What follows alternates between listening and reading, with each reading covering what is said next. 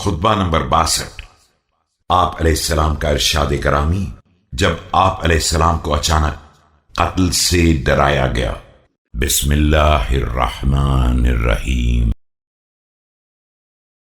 وَإِنَّ عَلَيَّ مِنَ اللَّهِ جُنَّةً حَصِينَةً فَإِذَا جَاءَ يَوْمٍ فَرَجَتْ عَنِّي وَأَسْلَمَتْنِي فَحِينَئِذٍ لَا يَطِيشُ السَّهْمُ وَلَا يَبْرَأُ الْكَلْبُ۔ یاد رکھو میرے لیے خدا کی طرف سے ایک مضبوط و مستحکم سپر ہے، اس کے بعد جب میرا دن آ جائے گا تو یہ سپر مجھ سے الگ ہو جائے گی اور مجھے موت کے حوالے کر دے گی۔